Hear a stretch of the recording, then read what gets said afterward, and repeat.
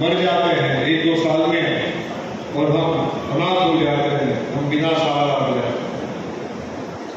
तो आज पंजाब की एक जो दशा उन्होंने की थी वही दशा जब अकालियों के साथ था तो सरकार बनाई थी, उसमें यही दशा की थी। आज हरियाणा में भी 5 साल में दशा करके छोड़ दी, जिसका एक सर्वोच्च मंत्री 100% दायित्व है प्रशासन का काम कर दिया है। ये प्रदेश को इन्होंने बात करें प्लीज।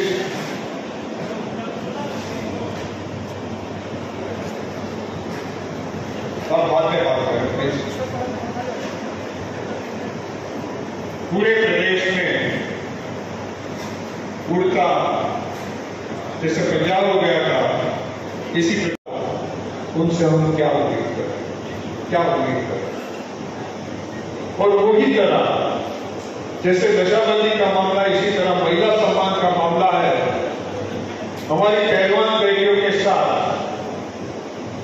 दिल्ली में जो प्रकार से अभद्रतापूर्ण व्यवहार किया गया,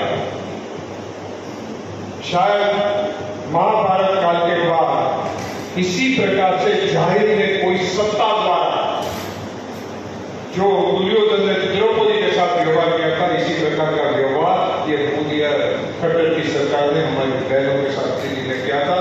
और वहां तक बात नहीं लिखती है, वहां तो उसको सजा देने की बजाय MLA MP चालू रखे उसको रक्षण दिया। और हरियाणा में भी जो है ये खट्टर जी ने टोटल बूथ चेक कर लो, जितने भी अवस्था जितने व्यक्ति वोट है उस बूथ को कांग्रेस सरकार को बता दो देती है। सब तो पहली बात है, सानू सिख समाज नायक पार्टी जगह पे ना धन्यवाद करना चाहिए, लिखना चाहिए भी धन्यवाद सिख समाज जिन्होंने इतनी बड़ी कांग्रेस पार्टी को वोटा दी।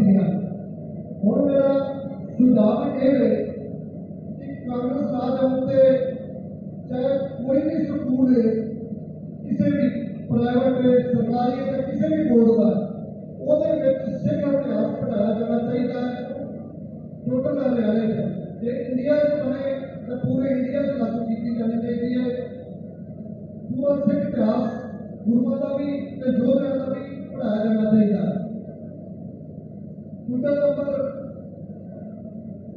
आज हरियाणा का विधानसभा चुनाव बिल्कुल नजदीक आ गए। अभी इस तरह की मीटिंग इस करके राजनीति में विशेष तौर पर साडा बिल्कुल अभी कमजोर आ, लेकिन ऐसा सिखा ने सलाह की है कि ਜਿਹੜੀ भी पार्टी सानू विधानसभा दी ਵੱਧ ਤੋਂ ਵੱਧ सीटा मिलेगी, ਅਸੀਂ एक वोट होके जिवें ਤੁਹਾਨੂੰ लोकसभा से वोटां दित्तियां है इसी तरह विधानसभा जाके और सानू विधानसभा से सीटा चाहिए। एक ये मेरी मांग है विशेष तौर पर। तो बनाने का काम शुरू हुआ है और लोगों के साथ संवाद करके समाज के अलग अलग जो संगठन है उनके साथ परामर्श करके उनकी भावना क्या है वो समझ के मैनिफेस्टो बनाना है। उसकी कामगिरी हरियाणा प्रदेश कांग्रेस कमेटी की मैनिफेस्टो कमेटी को दिया गया है, उसकी चेयरमैन गीता जी हैं। उसके तहत आज ये मीटिंग का आयोजन किया गया था, जिसमें सिख समाज के साथ आज मीटिंग का आयोजन था और उनके साथ बड़ा अच्छा परामर्श हुआ है। मुख्य मुद्दे क्या रहे, क्या बताया गया अभी? क्या जो उन लोगों के मुख्य मुद्दे, उनका जो मेन था कि वो सभी लोग जो है चाहते हैं, भारतीय जनता पार्टी ने उनके साथ जो धोखाबाजी की है, जो उनके साथ जो ऐसे बड़े बड़े जो है जो फैसले सुना के उसका अमल नहीं किया है, जुमलाबाजी की है। गुरु गोविंद सिंह के नाम से यूनिवर्सिटी बनाने का वचन दिया था, भगत सिंह के नाम से कोई स्मारक बनाने का वचन दिया था, पंजाबी भाषा को महत्व देने का वचन दिया था। हर प्रकार के वचन देने के बावजूद जो है उसमें जो है वो लोग पलट गए हैं। और यहाँ जो गुरुद्वारा प्रबंधक कमेटी का भी गठन हुडा सरकार ने जो किया था कानूनी तौर पे, उसमें भी उसके फंड्स को जो है उन लोगों ने एनक्रोच किया हुआ है। तो समाज की मांग थी कि ये बारे में, सभी के बारे में कांग्रेस की कुछ सरकार बनती है तो उसका संज्ञान लेते हुए कदम उठाया जाए। और इसके साथ साथ उनकी एक उम्मीद वो भी थी कि जो सिस्टम बनती है उसमें उनकी पॉलिटिकल साझेदारी और सामाजिक साझेदारी भी। कांग्रेस ने लोकसभा चुनाव बिना संगठन की लड़ाई, क्या विधानसभा चुनाव भी ऐसे लड़ेंगे? मैंने परसों ही कहा है, कल भी कहा है कि उम्मीद है कि ये सप्ताह में संगठन हो जाएगा।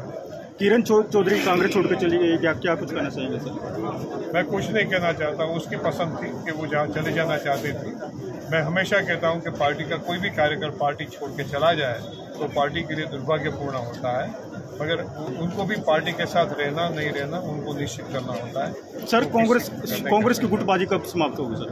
कांग्रेस में गुटबाजी है ही नहीं। आप जिसको गुटबाजी कहते हैं, मैं आपसे पूछूं कि ये इतने बड़े लोग आके गए, ये आपके जो है बीज जी अनिल बीज जी क्यों उपस्थित नहीं रहे, यहाँ जो है धनखड़ जी क्यों उपस्थित नहीं रहे, आपस में लोग क्यों नहीं मिलते, उसके बारे में तो आप मीडिया में से कोई जिक्र नहीं करते हो।